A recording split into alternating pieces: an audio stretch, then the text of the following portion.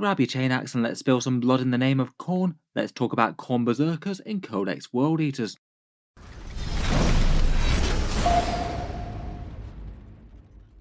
Hello and welcome back to Auspex Tactics, where recently we've been taking a look at the World Eaters Codex, and today I thought we'd take a focused look at the Khorne Berzerkers, the battle-scarred and blooded foot troops of the Blood God himself, and Angron's very angry shock troop battle line. In the World Eaters Codex they've got a nice new shiny datasheet and some nice new shiny models to go with it, so in this video we'll talk through their rules, the war gear and loadouts that I'd think about taking, their expected damage and any decent combos with other units in the Codex, and how I'd think about fielding them in-game. Loads to talk about, so let's jump straight into it. In Warhammer 40K, the Khorne Berzerkers are basically the battle line of the World Eaters, shock troops that make great use of chain blades and chain axes to kill the foe. Basically a standard issue World Eaters, augmented by the Butcher's nails, cranial implants that increase strength and martial prowess that also make the bearer even more angry. The World Eaters are famed for their shock assault tactics, and very few other Space Marine legions can stand against them, the Khorne Berzerkers usually in the front ranks. Recently, of course, they've got a shiny new plastic kit from Games Workshop. From them it costs £37.50, €50 or $60. That gets you 10 models, and at least by standard 40k standards, it isn't too bad in terms of getting points and miniatures on the board. You do get quite a few of them, and Khorne Berzerkers are rather elite. You get around 3.8 points per dollar here, which is far better than most other kits that Games Workshop sells for Warhammer. And bear in mind that 2 kits of them also appear in that Combat Patrol box as well, which I think will be a pretty tasty pickup once it releases. A chance to snag a kit that's fairly efficient at even more of a discount. The miniatures themselves I think they've done rather well with, really quite nice resculpts of classic 40k miniatures. They certainly waited a seriously long time for their update. Perhaps the most notable options on the kit are the option to swap the helmeted head for the Butcher's Nails bear head. There's 2 heavy chainblade eviscerator type things in the box that are really quite dangerous in game, and they have a few plasma pistol options as well to trade out for your bolt pistols. If you're looking to pick them up in the UK, then Element Games has them at a slight discount. That's £31.88, so around £5 off. I'll leave a link to them down in the video description below. It does also help out Auspex Tactics a bit if you buy through that, though at no extra cost to yourself. Let's get into the rules then, and Khorne Berzerkers are a troops choice of 5 to 10 models at 22 points each for the World Eaters. They get objectives secured, so they're a bit better at holding your points, and for the most part have a fairly standard Space Marine or Chaos Space Marine stat line. They move 6 inches, hit on 3s, a toughness 4 with 2 wounds and a 3+ save. The big upgrade they get though is their strength and attacks in melee. They get strength 5 and 4 attacks apiece. Really quite threatening in combat even on just their base stats. In reality, most of the time they're usually going to be striking at strength 6 and 5 attacks each, as they get relentless rage in the first round of melee. The World Eater's Legion trait propels them to yet more violence. The champion gets leadership 9 and 5 attacks as well, so he's extra fighty. In melee they strike with Berserker Chainblades, their strength user AP-2 and damage 1, so typically they're just going to be kicking out a massive amount of mid-strength, mid-AP attacks. It's going to absolutely obliterate light infantry with 1 wound, but with that kind of generalist profile they're going to stack at least some damage on just about whatever they target, though they will be a little bit less impressive against things with high saves and high toughness. Each model also gets a bolt pistol and frag and crack grenades as well. Then in terms of optional choices, you've got 3 different upgrades. For the 1 per unit choice you've got the Icon of Wrath, that's an extra 5 points, and its only innate ability is it allows you to auto-finish actions when you use Blood Surge, which we'll get onto. I feel like the real reason to take it though would be to gain some stratagem access. It allows you that 1 for 1 command point for 3d6 and drop the lowest charges. In previous editions of the datasheet it gave you extra AP, it looks like that's no longer the case.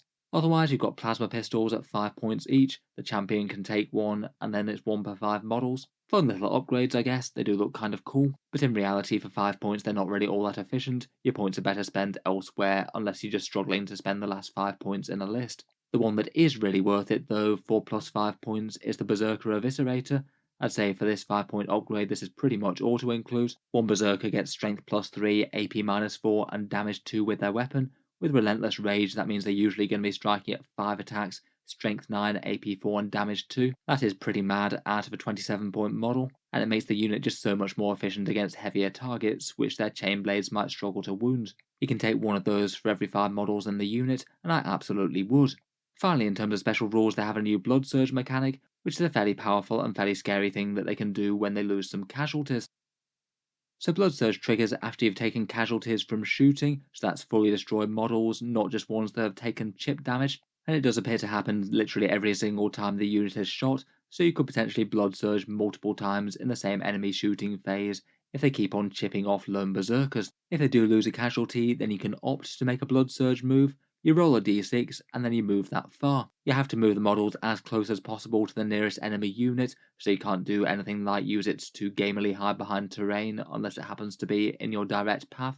And the fun part is that you can actually enter engagement range with the unit, but only the one that's the closest. It's really quite a big mechanic, which means that if your opponent is quite close to the Khorne Berzerker unit and then they just shoot and kill one, all of a sudden they're going to be in combat whether they want it to be or not. And I guess even if they're being shot at across the board, it means that they get a bit closer each time, which is a bit intimidating and could line you up for a next turn charge.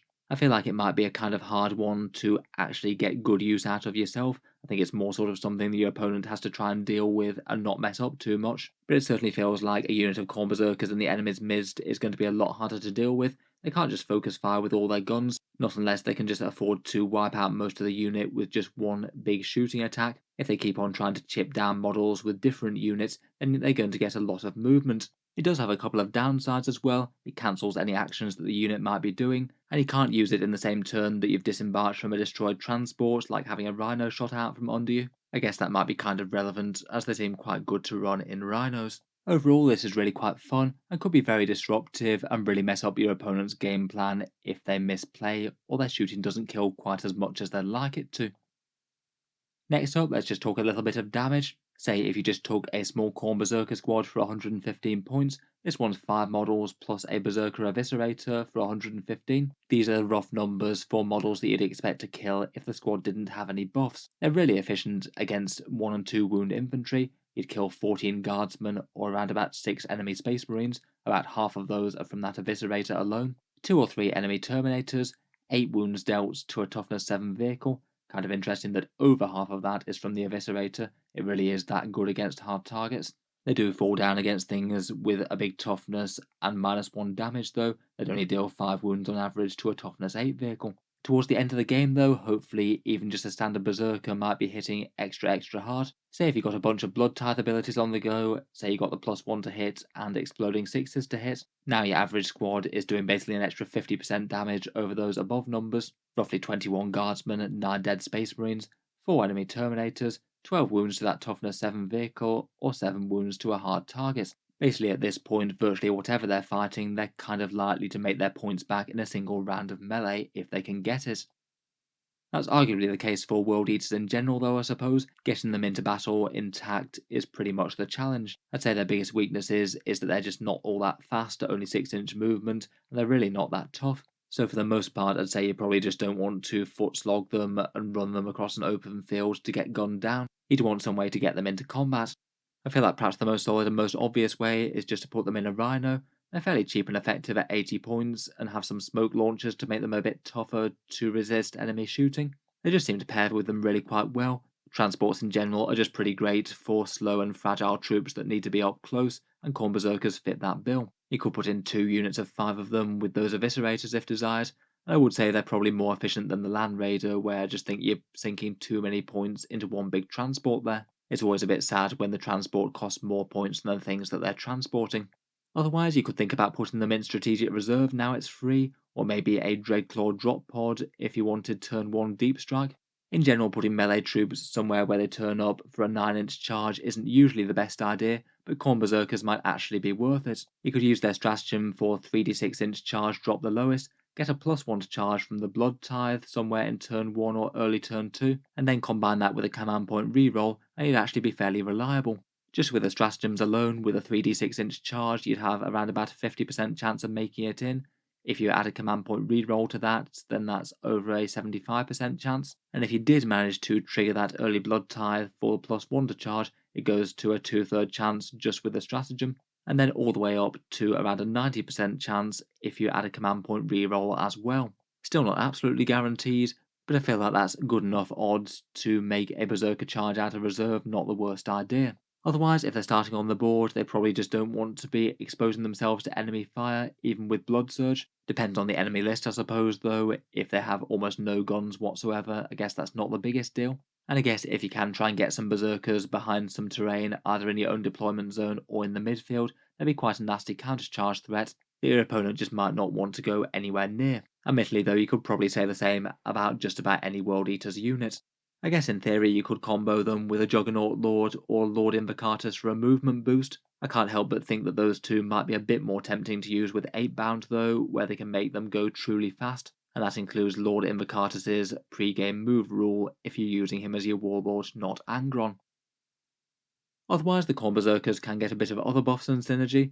The Blood Tithe is perhaps the most obvious one, but also other character things and some stratagems. As the core troops of the army, basically all the Blood Tithe abilities are useful, some of them extra good on Khorne Berzerkers. The defensive ones are usually going to add a little bit. I guess particularly the 6+ Feel No Pain one will be quite good if the enemy's got loads of damage to weapons. Even if you just pass one save against that, then it's quite big. The Mortal Wound one's helpful though against those kind of foes, and the +1 to charges is pretty nice in general, but particularly out of strategic reserve if you're using them that way. For the melee buffs, I feel like they perhaps have some of the best widespread use of them. For a lot of the more elite units, the +1 to hit and the 6s to hit getting an extra hit are perhaps the most useful.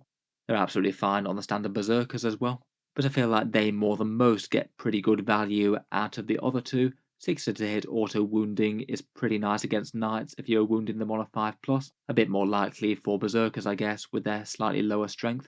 And the extra AP one is quite nice, as they don't have the native big AP of a lot of World Eaters elites. Going to AP3 is pretty big against some targets like Space Marines. It's going to be usually a 25% boost against those kind of armies. Kind of depends somewhat on your foe I suppose, but in general the melee buff seems to be at least somewhat equivalent, and still be maybe tempted to go with those 6s to hit exploding as your first one. For character boosts, with the core keyword, they're at least relatively good to buff. You could get a +2-inch movement and a pre-game move from Lord Invocatus or the Juggernaut Lord, rerolls from Demon Princes, Khorne or Angron, and there is that one relic as well that allows a World Eater's units to get 6s to hit auto wound the enemy, and that is quite nice on mid-strength units like the Khorne Berzerkers, as with the Blood Tithe. I feel like most of these, bar perhaps Khorne, are kind of awkward to use with transports though. Plus a whole bunch of them move really quite fast, so they might be a bit more naturally suited to moving alongside 8 bound perhaps. I feel like character buffs and rerolls are kind of nice to have, but I probably wouldn't want the Khorne Berzerkers necessarily holding back the characters from what they want to do.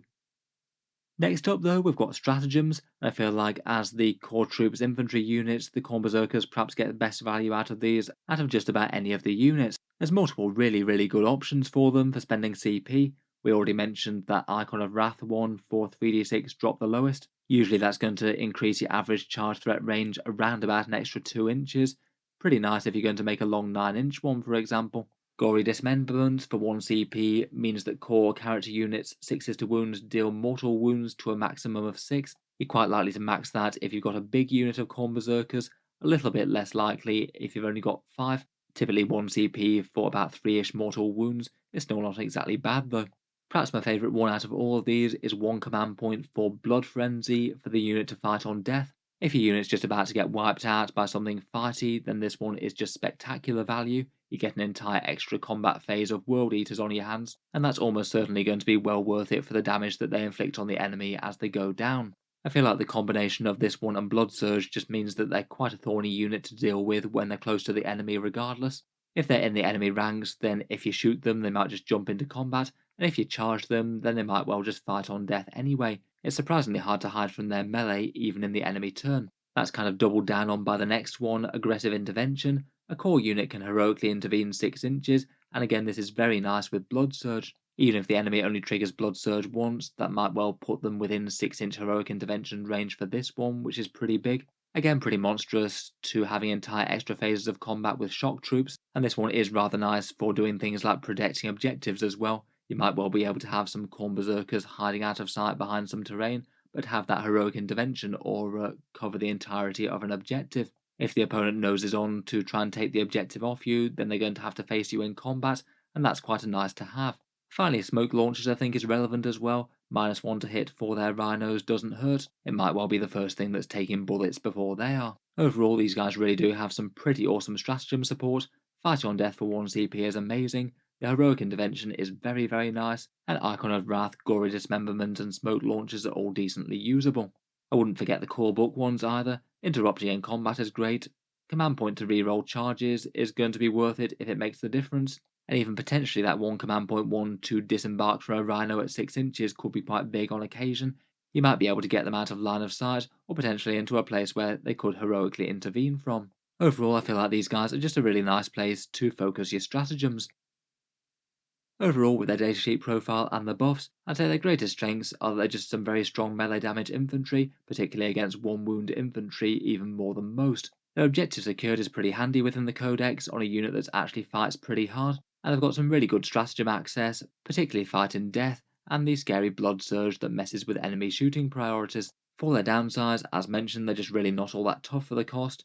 It seems quite a common problem for the World Eaters, and 40k is just full of mid AP damage 2 attacks that are going to chew through these really quickly. Blood Surge is likely going to be helpful, but if there aren't any of them left after that round of shooting, it's not going to help that much. As mentioned, they're also fairly slow, and they will struggle a bit against the heaviest targets, things that are toughness 8, really high saves for that AP, or -1 damage to counter the Eviscerator. When those things are combined, it might cause problems. In terms of a game plan for fielding Khorne Berzerkers in 40k, I think I'd be most tempted to still field them in smaller 5-man units, each with an Eviscerator. As mentioned, you could potentially put them on foot and give them an icon for some longer charge threat range. That could be interesting coming out of Strategic Reserve. I feel like the icons maybe just a little bit take or leave though if you're not doing that. I'm kind of curious if we might see people running bigger squads of them. 10 model units do make great use of Blood Surge, plus they are very efficient for the stratagems. I guess it might be counterbalanced a bit by their charge just being overkill against a whole load of targets, potentially a lot less useful than having 2 waves of 5 models rather than one big one of 10. Admittedly though, between Blood Surge and their rather good stratagems for fighting in death and heroically intervening, just parking a big unit of 10 of them near the enemy army is probably going to cause problems just in itself. In terms of support for them, I would probably keep it light on the character front. I feel like most of the characters are going to prefer leading 8-bound into battle, or maybe even Terminators. Khan could be okay jumping out of a Rhino though I'm not sure is the most standout choice. Juggernauts, Angron and the Demon Prince are likely to outpace them a bit, plus aren't exactly going to be all that grateful for their defensive profile protecting them, as mentioned, they're just not really that tough for the cost. I might be tempted just to run them alone in transport, and then budget a few stratagems like that one command point for fighting death or heroic intervention. In terms of a rough game plan, for small standard units in a Rhino, I'd be tempted to deploy that Rhino out of line of sight, quite possibly advance turn 1 to reach some other cover in the midfield if possible, hopefully park in a place that's going to threaten objectives, and if at all possible, have them in a place where they could disembark out of line of sight, so if the enemy does shoot down the Rhino, the Khorne Berzerkers can get out somewhere safe to charge next turn. If they're taking and holding objectives, that 6-inch heroic intervention rule seems pretty great. You could potentially have them out of line of sight and still have the heroic intervention to cover most of an objective. Could be a big deal for enemy grunt troops trying to take them, and the Khorne Berzerkers will usually murder those sort of things in combat. If they do get the choice of charge targets, they'd typically prefer to hunt lighter infantry or medium infantry like Space Marines with that Eviscerator, though admittedly in 40k you often don't really have that much choice of what you're going to charge, and perhaps later in the game it will bear in mind that just putting a biggish Berserker unit just generally close to the enemy could be really quite annoying even in their turn. If they need to have units close to that location, it means that if they shoot them you could just Blood Surge into them, and if they charge them you could fight in death for 1 CP. Pretty intimidating if they're known to have any one unit that could just gun them down in one big shooting attack. Overall they do sound good fun to use in game, just might have to play a bit cagey so they don't just get killed too easily. Overall my take would be that they seem solid enough, really quite dangerous but fairly fragile, and with some very interesting support options. My suspicion that within Codex World Eaters they'll generally get played in smallish numbers, but probably not spamming entire armies of them. I feel like some of the other units just have really quite big draws to them, perhaps the Terminators and 8-bounds being the most obvious competitors for their role. The Terminators I'd say are decently tougher for the cost. They do bring some firepower to the table, which is kinda nice for World Eaters, though admittedly even with those accursed weapons they won't have the same amount of melee threat per point, and they don't get objectives secured. 8-bound I maybe feel are perhaps their biggest competitor in terms of frontline damage dealers. They're faster with a 9-inch move, and generally do output more damage per point against things, particularly medium and heavier targets, but again they do have their downsides. They aren't objective secured, they can't Blood Surge, and they don't have that icon stratagem, and I feel like that's enough of a difference that there's probably room for both. Perhaps at some point we might have to have a bit of a comparison to rank the 8-bound versus the Khorne Berzerkers in terms of numbers and things. That might be a fun one for a future video. So anyway, let me know your thoughts on the Khorne Berzerkers. If you're going to use some, then how are you going to equip them? And how many of them would you be tempted to run in an army? If you've enjoyed the video, then feel free to subscribe to Auspex Tactics, or I'll certainly keep the regular 40k videos coming. I have recently made a big review of the entire World Eaters Codex if you'd like to check that out. I'll leave that linked down in the video description. Finally, if you've been enjoying all the videos on the channel, I would just like to quickly mention that Auspex Tactics does have a Patreon page as well, and you can find that linked in the video description below as well.